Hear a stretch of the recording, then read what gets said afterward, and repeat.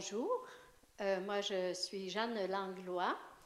Je viens vous parler aujourd'hui de l'Association féminine d'éducation qui est l'AFEAS, AFEAS, Association féminine d'éducation et d'action sociale. L'AFEAS, c'est la plus grande association féministe du Québec. Elle a donc un poids sur la scène politique et sociale qui ne se dément pas. Sa mission, c'est améliorer la condition de vie et de travail des femmes. Donc, quand on parle de la FEAS, quand on dit adhérer à la FEAS, c'est de connaître ses thèmes, les articles, tous. Et ce qui est important, c'est d'en parler. C'est pour ça qu'aujourd'hui, moi, je suis contente de venir en parler devant vous aujourd'hui. On formule, nous, dans notre travail, on formule toujours des propositions, des actions, tout tous les moyens possibles pour améliorer justement la condition des femmes et tout qui rejaillit sur toute la société. Par l'éducation, donc, et par l'action, nous aidons toutes les femmes à avancer et chez nous, c'est une tradition. C'est sûr que des actions, des activités, on sait très bien que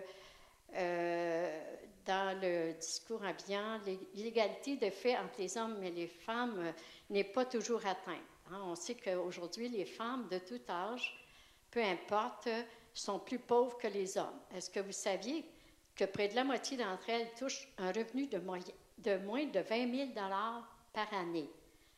Ça veut dire, ça vient de l'Institut de la statistique, excusez-moi, du Québec, en termes de revenus disponibles. Alors, là, on commence à avoir un peu plus de femmes s'impliquer dans la politique, mais il reste qu'on a encore beaucoup de chemin à faire. Et quand tout à l'heure, je disais qu'on a un poids sur quand ça regarde la politique et ce qui se fait dans... J'aimerais vous donner des lois qui ont été, parce que la FEAS était là, ça a donné un changement dans la société. Bon, si on regarde l'association familiale pour les mères, bon, en 1973, il a été créé un programme universel. Alors, en 1977, on a eu les allocations, mais ils ont été introduits dans un crédit d'impôt pour enfants. En 2005, les allocations sont à nouveau universelles parce qu'ils ont eu un jeu là-dedans. Et l'égalité des sexes et interdiction de discrimination. En 1975, il y a eu l'adoption d'une charte des droits et libertés de la personne qui consacre l'égalité des sexes, interdit la discrimination, édicte le principe du salaire égal pour un travail équivalent et reconnaît l'égalité des époux. Ensuite, en 1977, on a travaillé sur le partage des rentes entre conjoints. Donc, il y a une loi qui admet le partage des gains admissibles au régime des rentes du Québec entre deux personnes ex-conjointes. Égalité des conjoints. La notion de puissance paternelle est remplacée par autorité parentale dans le Code civil. Les femmes, depuis 1979, peuvent s'inscrire sur la liste électorale en utilisant leur propre nom.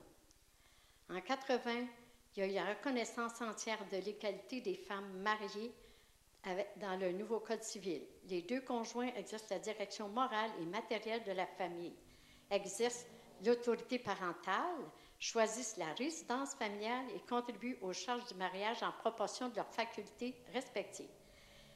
Alors, on touche, je peux continuer à en énumérer beaucoup, les services de garde. On a travaillé sur le partage des biens entre conjoints, les femmes collaboratrices, qui est un dossier très important chez nous. Alors, il y a eu un dossier sur les pensions alimentaires, congé pour s'occuper de sa famille, hein, sur la loi sur les normes du travail qui prévoit 10 jours de congé pouvant être pris par les employés et employés, eux, pour raisons familiales, comme prendre soin des enfants, prendre soin de personnes non autonomes. Alors, on était là. Sage-femme, on a été dans ce dossier-là aussi. Et ensuite, l'assurance parental qui est toujours... on travaille toujours là-dessus. Et bon, il y a conciliation, travail-famille, c'est un dossier qui est important, sur lequel on travaille, qui est toujours en activité. La violence, chez nous, c'est quelque chose de très important parce qu'on veut absolument éliminer la violence qui est faite aux femmes, aux enfants et aux personnes âgées. Nous avons aussi un dossier qui est le travail invisible, qu'on travaille toujours, on est toujours en action là-dedans aussi.